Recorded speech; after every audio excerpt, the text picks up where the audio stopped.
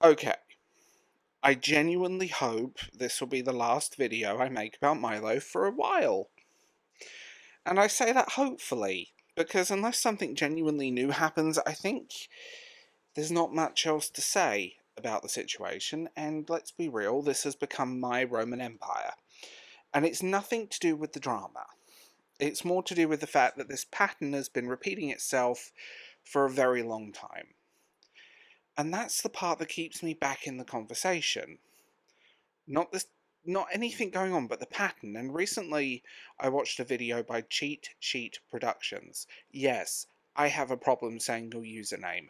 I am sorry. Try putting those words together with a lisp.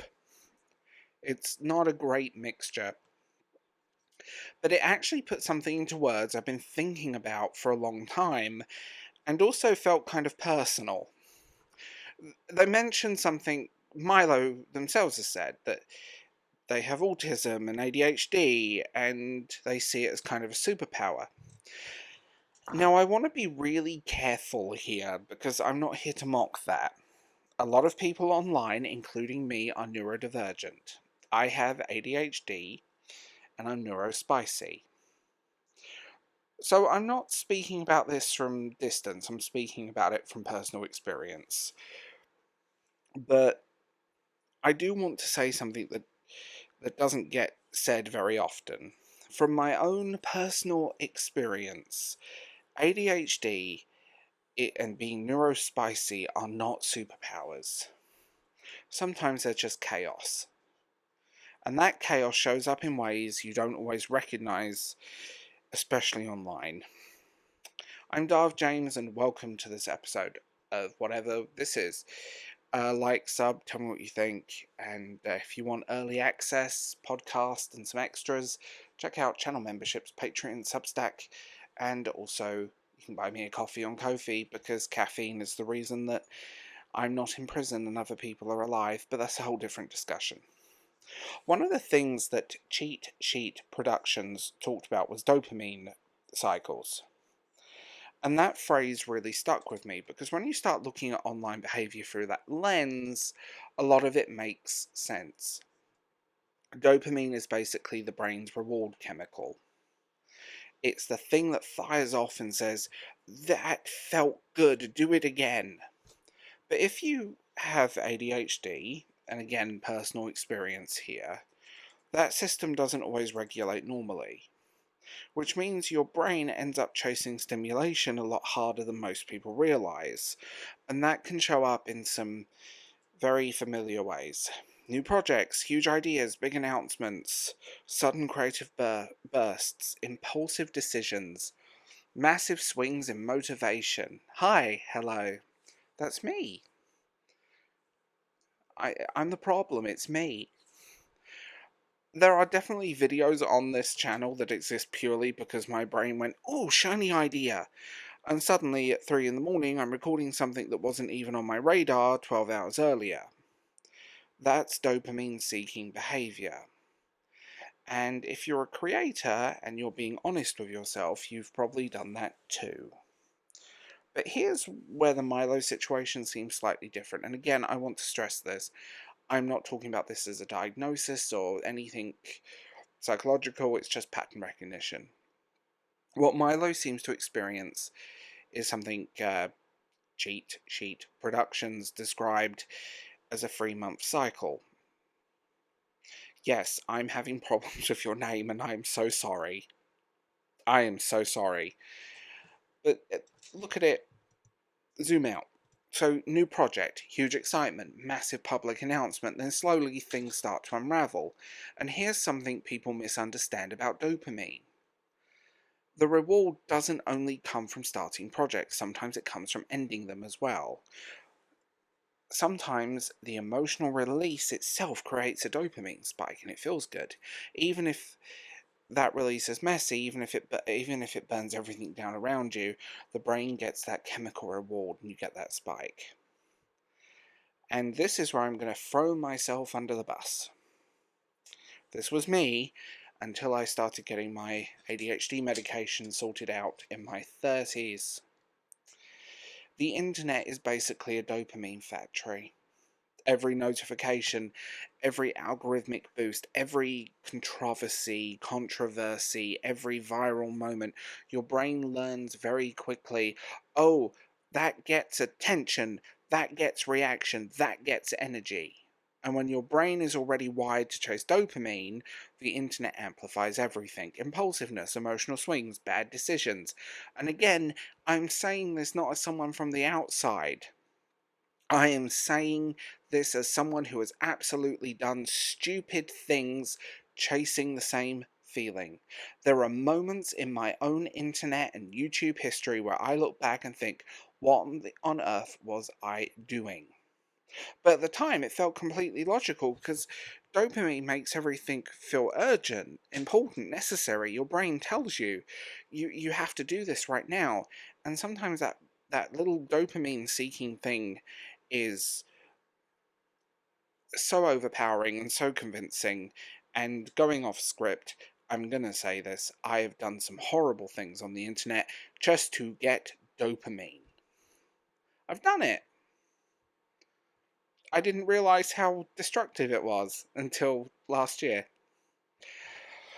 Now, another thing I see a lot online, especially with neurodivergent creators, is something people rarely talk about: emotional irregularity.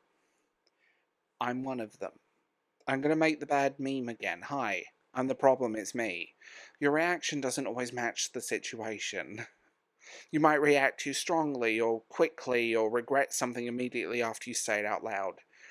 Decision making becomes impulsive, not because someone is being malicious, but because the brain moves faster than judgment. And hi, again, welcome to my TED Talk. I've absolutely done this. And it's cost me a few opportunities in real life as well. But the internet doesn't always understand nuance. It understands heroes and villains, success or failure, genius or fraud.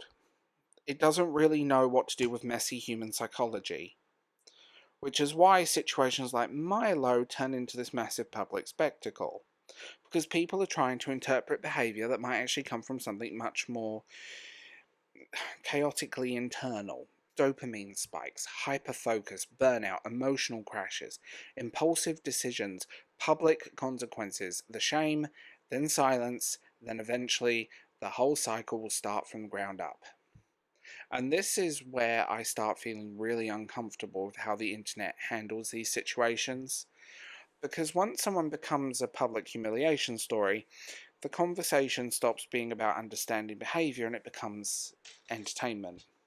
People dissect it, replay it, turn it into content, and yes, I'm aware that technically that is what I'm doing right now. But I'm also trying to talk about the psychology rather than the spectacle, because the spectacle part is already done. Milo's already gone through very public collapse. Dragging that out forever doesn't help anyone. But the pattern is still interesting because it's not unique. You see it everywhere online. Creators burn out.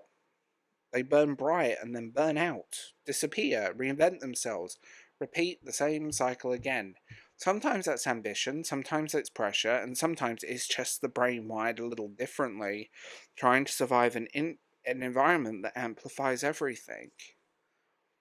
And if you're someone with ADHD watching this, you'll probably recognize a lot of what I'm describing: the random dopamine spikes, the impulsive projects, the emotional intensity, the regret afterwards, and that feeling that your brain occasionally grabs that steering wheel and says, "We're doing this now," even if the rest of you is quietly screaming, "Please don't." So, no, from my experience, it's not a superpower. It's more like having a very powerful engine with really unreliable brakes.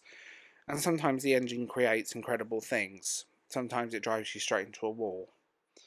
And learning how to manage that is a lifelong process.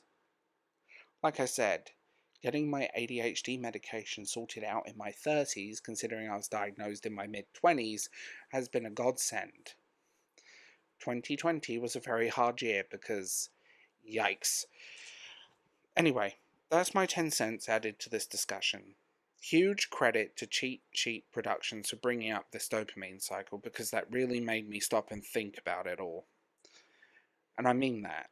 And also a bit of myself, my own behaviour, and things that I've done on purpose to get a reaction because I needed the dopamine. And that's the problem. I saw too much of myself. And unless something genuinely new happens with the whole Milo Winter thing, this will probably be the last video I make about the situation. Because at some point you have to step back and say, is the horse dead yet? Maybe we should stop hitting it. But understanding why the horse died, that's the part that's still interesting. And sadly, I don't think this is going to be the final time we hear from Milo. It's happened before. It's been going on for close to a decade on the internet. Fan fiction forums, previous versions of this book, countless accounts, countless usernames, and running off with people's money. And the difference being this time is that Milo put their face on it. But that dopamine cycle is evil, and I hate it. And I won't lie, I've been in it on and off for years. And you've probably seen it on this channel. You can cringe alongside me. And I'm pretty sure that's why this channel existed in the first place. Dopamine! Anyway, I will talk to you guys later. And tell me what you think in the comments below.